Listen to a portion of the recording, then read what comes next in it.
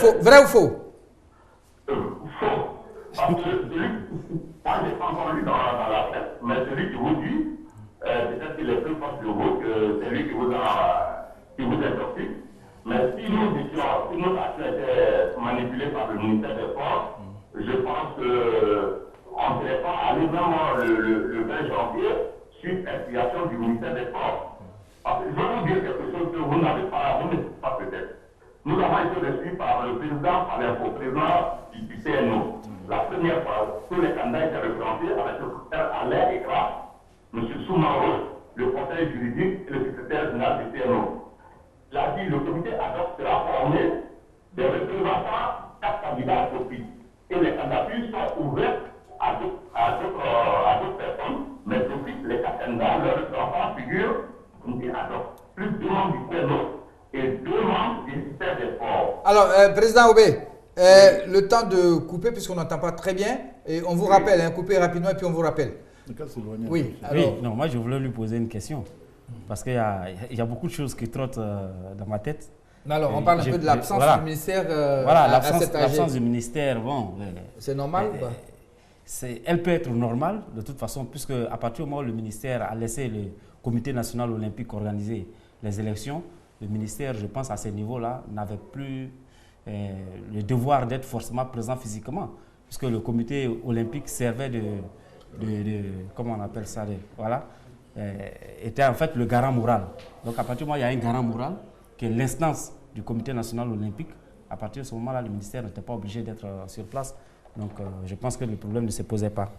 Et c'est par rapport au nombre de clubs que je me pose beaucoup de questions. Quand on parle de 58 clubs, on parle de 80 clubs. Tout à l'heure, Abdallah a parlé de 118 clubs. C'est la question que je voulais lui poser. Alors, donc, vous avez eu la question, il est en ligne.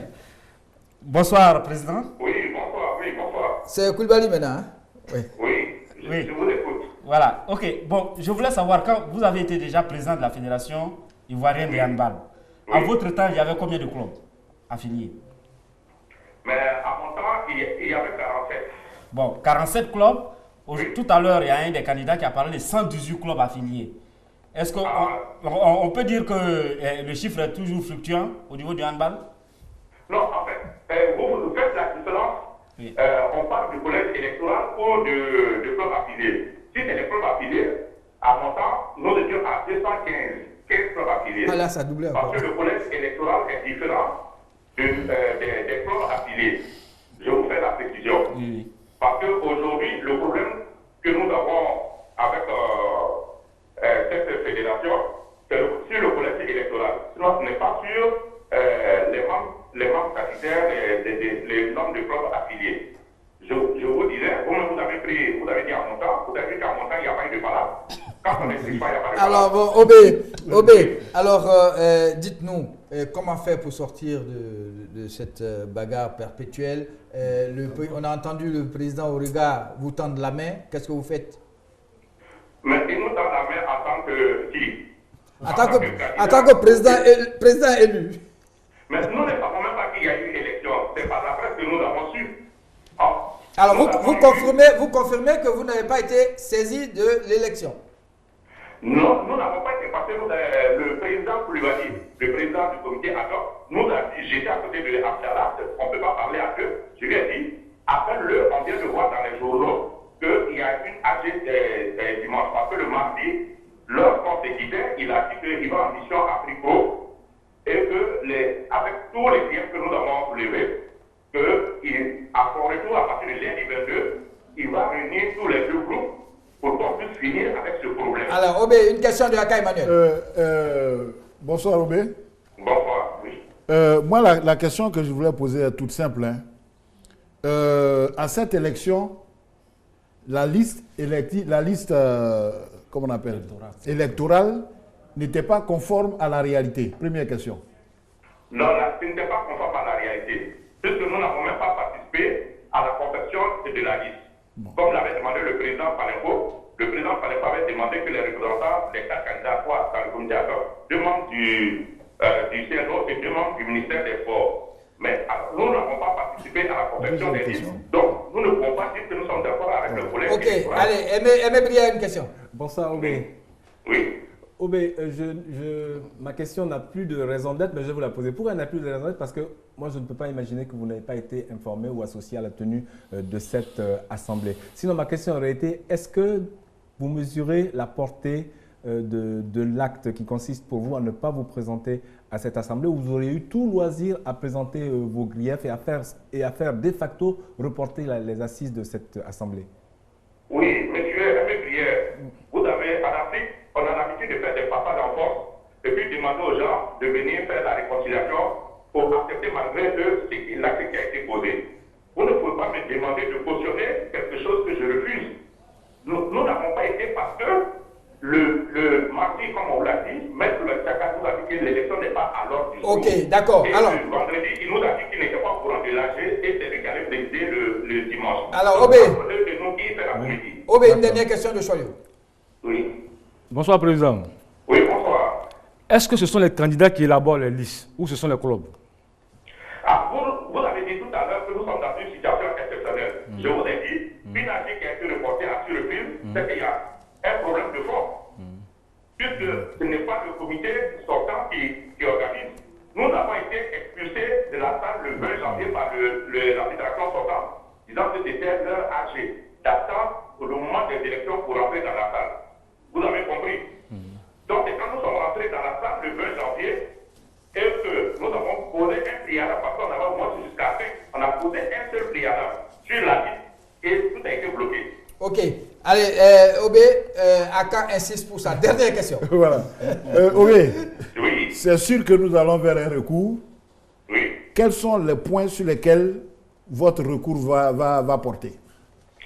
D'abord, sur la confection, sur le collège électoral, nous ne sommes pas d'accord.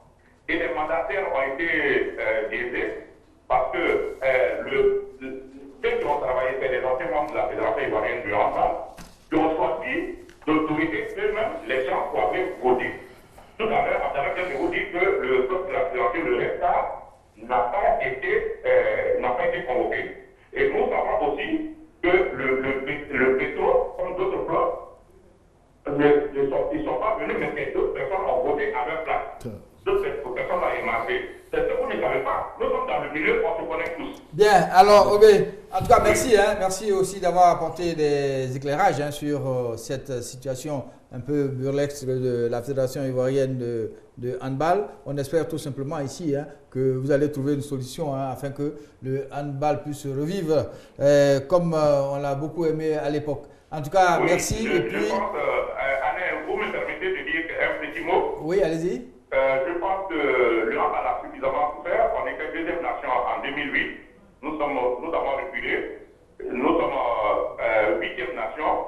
Et elle est morte pendant 4 ans. Elle a été enterrée le dimanche.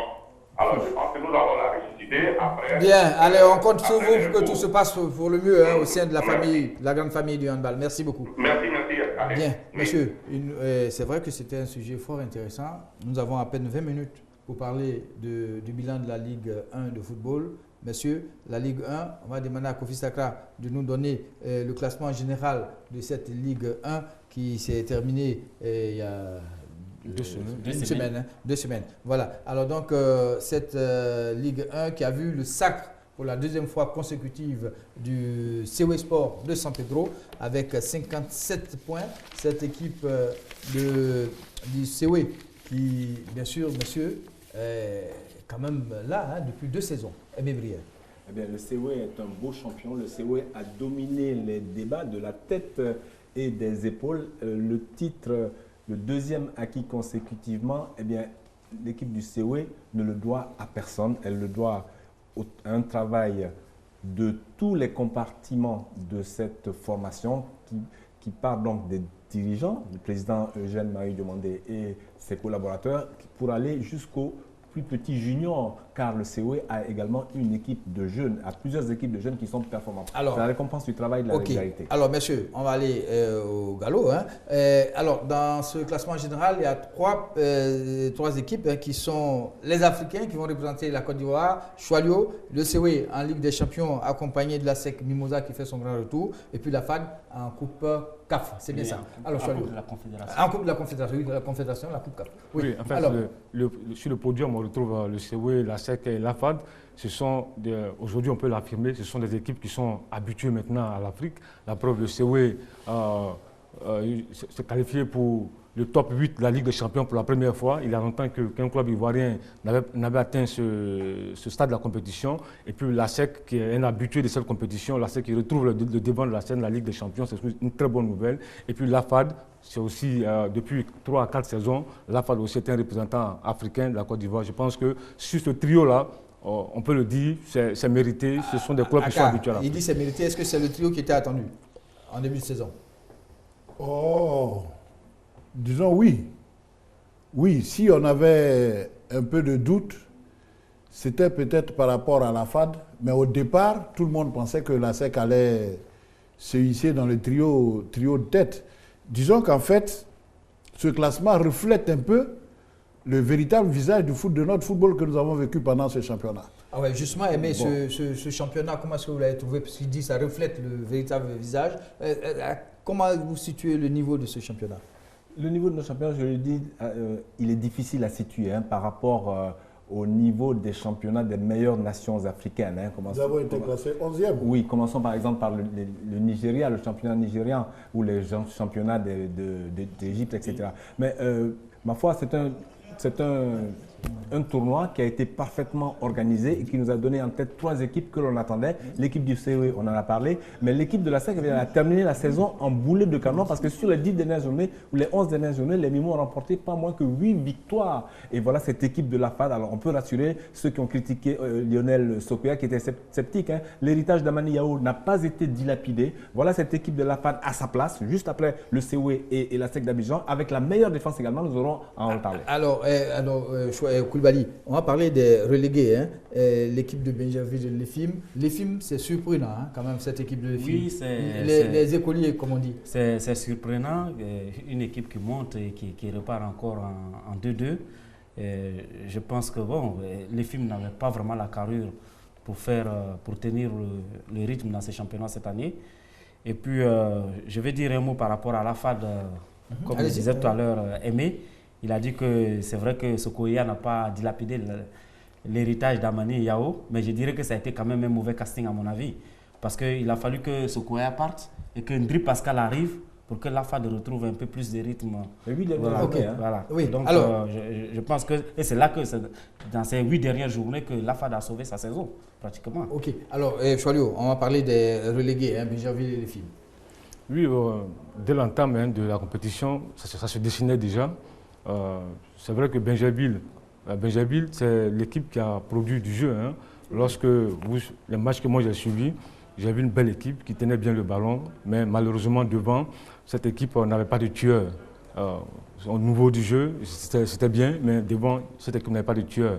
Et puis les films, il y a eu un retard à l'allumage, et puis après, ils n'ont pas su remonter la pente. Les films, c'était vraiment condamné à la relégation. Alors nous avons Yaya Toutou en ligne avec nous, Yaya qui nous a suivi pendant toute la saison à 3e mi-temps pour parler de cette Ligue 1. Yaya, bonsoir. Bonsoir. Alors Yaya, rapidement un mot sur les Africains. Oui, les Africains, je pense que c'est les meilleurs que nous avons dans le désordre, parce qu'on attendait certes la SEC, mais pas à ce niveau. De même que AFAD, pour moi, AFAD devait être parmi les meilleurs. Mais il y a eu le fait que les joueurs de l'AFAD ont passé plus de temps à aller faire des essais par-ci par-là en Europe et puis au Maghreb, si bien que cela a complètement bouleversé l'équipe. Et à la décharge de ce poids, je crois que c'est ce qui explique le désordre dans l'équipe de l'AFAD. Ok, voilà. Alors Yaya, vous êtes avec nous au cours de l'émission, vous intervenez quand vous le voulez. Alors on va parler de la meilleure équipe. On peut dire par exemple le prix Orange pour la meilleure équipe. Monsieur Koulibaly, selon vous, quelle a été la meilleure équipe durant cette saison, celle qui pratique un football que vous aimez? Bon, la FAD a de la fluidité dans son jeu. Mais je dirais que cette année, j'ai été plus séduit par le Sporting Club de Gagnoa, même si la fin a été très très difficile pour les hommes du fromager. Choualio? Moi, j'étais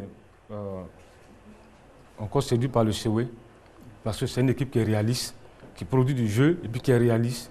Et c'est la confirmation, parce que la saison dernière, lorsque le COE a gagné pour la première fois le titre de champion, on s'est dit, mais attends, cette équipe-là, est-ce qu'elle pourra rééditer l'exploit? Et elle est venue confirmer. Ce n'était pas facile, puisqu'il y avait des équipes comme l'AFAD, le Stella, la SEC, mais le COE a confirmé. Je pense que j'ai été séduit par cette équipe. Alors, Yaya, pour vous, la meilleure équipe, c'était laquelle? Au plan du jeu, hein?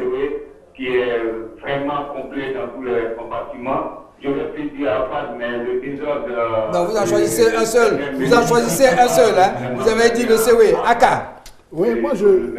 Ok, Aka. Moi je pense que lorsque vous regardez les prestations des différentes équipes que nous avons vues, le COE est l'équipe qui a un volume de jeu plus important que les autres, plus grand que les autres, notamment dans la tenue du bal, dans la circulation et puis dans la percussion offensive. Le COE présente une certaine régularité qui fait que c'est quand même, à mon avis, l'équipe qui pratique actuellement le meilleur football. Voilà. Mais vous êtes d'accord? Assez parlé du COE. La meilleure équipe dans cette ligue, hein, celle qui a produit le meilleur football, malheureusement par intermittence, une intermittence qui devient chronique maintenant, c'est le Stella Club d'Adjamé. Ils ont joué les meilleurs matchs de cette Ligue 1. Quand tu vois Stella Sex, tu vois Stella Gagnant, tu vois Stella COE, croyez-moi, ça a été les meilleurs moments de football cette saison. Malheureusement, le Stella brille par son irrégularité. Oui, Yaya. Oui, allez. Sur l'affaire, je suis d'accord avec Aimé. Sur l'affaire, le COE le Stella a produit du beau football. Ok, comment, bon. Alors, oui. Qui pour moi... Alors, Yaya, on passe maintenant au prix Citron pour la plus mauvaise équipe de par son comportement. Choualio. Bon, ça, c'est l'Africa Sport. Oui. C'est l'Africa Sport. Parce que l'Africa, avec les palabres qui ont pourri la saison 2013 de cette équipe-là, moi je pense que le prix Citron... L'Africa Sport. Alors, Koulibaly. Oui, moi je vote l'Africa Sport parce que c'est vrai que ça a été une équipe qui a été, oui, une seconde, on va te donner la parole. Qui a été totalement tiraillée par des crises toute la durée de la saison et ça n'a pas vraiment permis aux joueurs d'être dans les meilleures conditions pour... Alors, Yaya, le prix Citron? Oui, Alain, l'Africa a fait l'unanimité. Personne sur le plateau n'est... Ah non, Aka et Aimé n'ont pas encore parlé. Hein? Non, aucun des deux n'est... Bon, alors vous dites l'Africa. Alors, Aimé. Oui, malheureusement, c'est les films, on ne veut pas accabler cette équipe qui a été orpheline hein, de son mentor, Hervé Siaba. C'est l'équipe qui a eu la seule défaite par forfait avec l'Africa. Hein, c'est un triste record. Et puis, regardez les statistiques de cette équipe de les films. Hein, 14 buts marqués, 40 buts encaissés. On ne veut pas les accabler davantage. Alors, Aka, le prix Citron? Non, ça ne se discute pas. L'Africa. Alors, monsieur, non, la meilleure attaque est celle de la SEC qui a marqué 40 buts. Au total, je crois qu'il y a eu près de 200 et quelques buts marqués. Je vais vous donner le chiffre exact au niveau des buts marqués. Alors, donnez-moi un coup de main, les amis de la réalisation. Il y a eu plus de 200, combien de buts marqués? La SEC a marqué 1,54 buts par match. 381 buts marqués. Combien de buts? 381. Voilà. 281 buts marqués. 285 buts marqués. Voilà. Alors, messieurs, est-ce que ça a été un championnat offensif? 285 buts marqués. Oui, on peut le dire à partir du moment où, en moyenne, on peut dire à chaque match, il y avait pratiquement un but. Donc, c'est vrai qu'on n'a pas assisté forcément à des matchs où il y a eu des scores fleuves, où il y a eu des écarts assez grands. Mais cela est dû au fait aussi que les équipes se tenaient de très peu. Parce que j'ai le regret de voir une équipe comme Benjerville aller en D2, mais qui a produit quand même du jeu. Donc, ça veut dire qu'il y avait un niveau de jeu, il y avait un nivellement au niveau du jeu. Alors, et malheureusement, une équipe Oui, termine. Oui, et malheureusement, une équipe comme Gagnoua aussi, qui, à mon avis, aurait peut-être mérité de jouer une Coupe d'Afrique. Oui, Yaya, qu'est-ce que je voulais dire sur l'offensive de nos équipes? Je suis d'accord avec Cédou. Il faut reconnaître que Benjerville a produit du jeu, mais malheureusement n'était pas efficace. Ok. Et pour ce qui concerne Gagnoa a mérité sa place parce que Gagnoa n'a pas montré un peu de temps qu'il était ambitieux. Alors, ok. Voilà. Aimé sur la meilleure attaque. Alors, Gagnoa a 36 buts. Gagnoa serait la deuxième meilleure attaque parce que le COE a 39 buts, mais il faut compter les 3-0 contre l'Africa Sport en forfait. Mais moi, je voulais m'attarder sur la meilleure attaque, qui est cette équipe de la SEC. 40 buts, c'est pas beaucoup. C'est pas beaucoup parce que ça fait à peine 1,54 buts par match. Maintenant, regardez un peu dans le classement des buteurs, eh bien, ceux de la SEC, ils sont 8e, c'est Boakofi, David, 8 buts. Et puis le deuxième buteur, c'est Kofi Gauthier. Alors, monsieur, la meilleure défense. Monsieur, la meilleure défense, c'est l'équipe de la FAD avec 17 buts. Soyons. Oui, bien, c'est la preuve que cette équipe-là, derrière, elle était solide. Et puis, il faut souligner que quelque chose d'important que Yaya Toutou disait tout à l'heure, c'est les départs à l'essai du COE, enfin de l'AFAD, ont perturbé un peu la cohésion, l'équilibre de l'équipe. Défensivement, il y avait l'équilibre, mais au niveau de la cohésion générale de l'équipe, il y a eu trop de départs qui ont perturbé cette équipe-là. Alors, monsieur, le prix pour l'équipe Fair Play est revenu à l'équipe de Korogo, qui n'a eu que 39 cartons jaunes. Pas un seul carton rouge. Par rapport à Bergerville. Oui. Parce que moi, 39 cartons jaunes. Moi, j'ai un coup de cœur pour... Ils n'ont pas eu de carton rouge, ils n'ont eu que 39 cartons jaunes. J'ai un coup de cœur pour l'équipe de Bergerville. Bon, si on tient compte des cartons... Ah oui, l'équipe fait play à ce niveau. Voilà, il n'y a pas de discussion. Okay. Il n'y a pas de discussion. Alors, il n'y a pas de discussion, tout le monde est d'accord, l'équipe qui a eu le moins de cartons est l'équipe Fair Play. L'équipe Fair Play, oui. 9 cartons en 28 journées, moi je vais demander à l'entraîneur. Jaune. L'entraîneur à l'intérieur leur demande d'être un peu plus agressif. Alors, une question qui va vous faire réagir, messieurs. Selon vous, qui a été le meilleur joueur de cette saison? On commence par Yaya. Oui, Alain. Oui. Pour moi, le meilleur joueur de la saison, même s'il a pris du temps à réagir, pour moi, c'est Fousseni Koulibaly du Stella Club. Alors, Fousseni Koulibaly du Stella Club. Choualiou, pour vous? Effectivement, Koulibaly Fousseni, c'est un joueur que j'ai remarqué dans l'entrejeu du Stella. Il est vraiment élégant, il ratisse beaucoup de ballons, il a une très bonne conduite de balle. Physiquement, il est au top. Il joue un peu comme Yaya, non? Oui, il joue un peu comme Yaya. Alors, Aimé, le meilleur joueur. Cyril de Gosser, Sporting Club. Oui, du Sporting Club de Gaïwa. Qui organise le jeu, qui marque, qui a une bonne frappe, qui a une bonne vision de jeu. Non, je suis pour Fousseni. Je pense qu'il a un volume de jeu assez important. Malheureusement, le Stella a joué par intermittence et ça n'a pas permis de le mettre en valeur un peu plus. Aka? Moi, je citerai Zougoula. 2 fois meilleur buteur. Bon, 2 fois meilleur buteur. Disons que pour l'instant, c'est vraiment le joueur qui fait la différence pour avoir une seconde, Yaya. Moi, je le citerai. Voilà. Non, il peut être à la fois meilleur joueur et meilleur buteur. À mon sens, c'est le meilleur joueur. Puisque vous avez la parole, Yaya Toutou, quel est selon vous le meilleur espoir?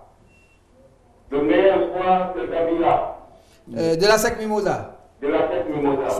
Vous êtes d'accord? Effectivement, oui, c'est le meilleur espoir. C'est un garçon qui est promu à un bel avenir, qui a fait de très bons matchs, un pied gauche qu'on ne retrouvait plus à la SEC. C'est vraiment le type de joueur qui percute. Il a véritablement crevé l'écran. C'est son toucher de balle. Mais c'est un peu l'arbre qui cache, enfin pas l'arbre qui cache la forêt, c'est celui qui annonce l'éclosion de nouveaux talents du côté de la SEC. Parce que nous ne voyons pas bien la politique. Alors Aka, quelle a été l'équipe, la révélation parmi les équipes cette saison? Oh, la révélation, c'est Gagnoa. Gagnoa, allez, donc c'est bon. Tout le monde est d'accord pour Gagnoa, la révélation. Alors, monsieur, le meilleur arbitre.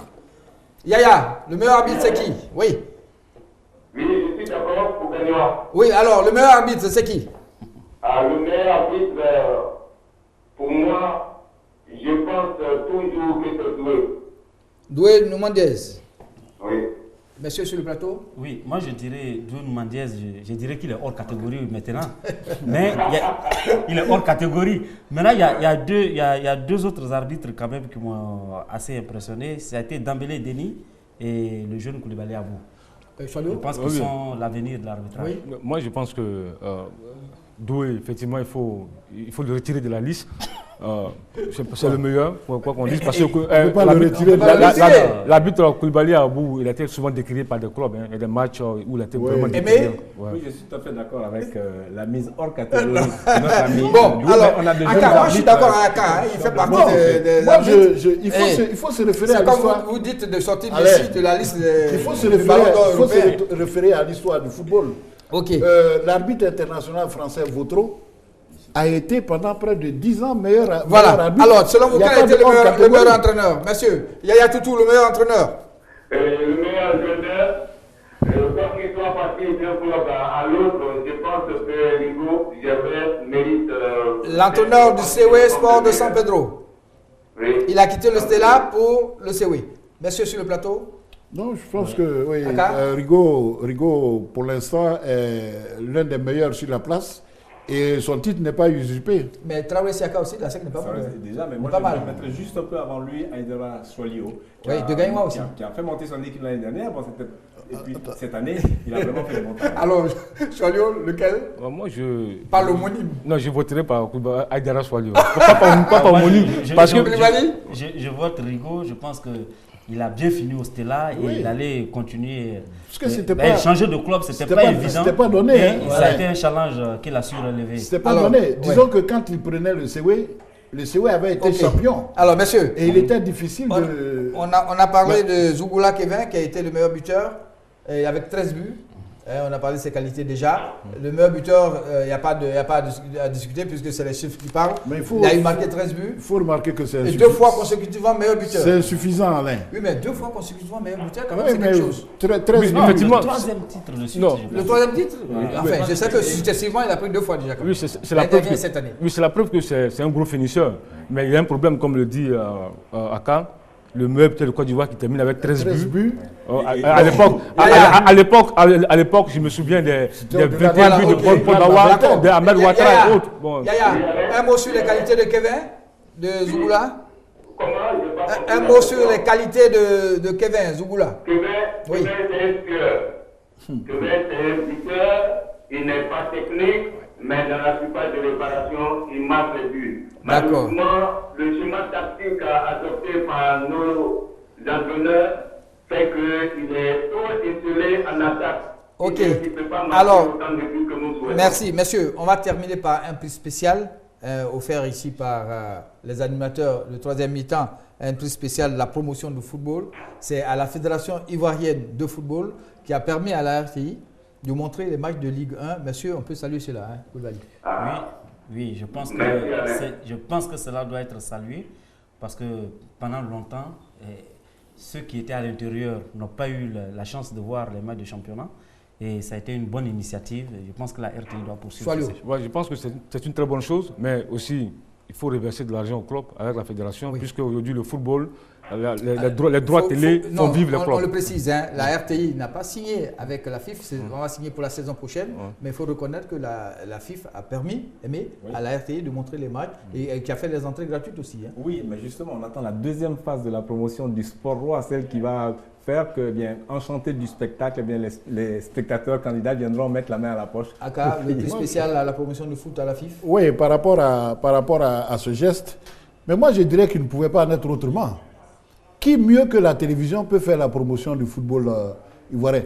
Au point même où je me pose la question de savoir comment est-ce que vous allez établir votre contrat avec la ça, FIF. c'est notre cuisine. Voilà, parce que... Alors, Yaya, vous faites partie de la FIF, on ne va pas vous donner la parole sur ce point. Non, mais je vous remercie quand même de reconnaître que la FIF a bien agi cette année. Voilà. Oui, allez-y, puisqu'on finit l'émission. Oui, parce qu'il est vraiment important d'assister à de très bons matchs cette année. Mais pour une fois, il faut que la Mouché vienne suivre les matchs de la Ligue 1.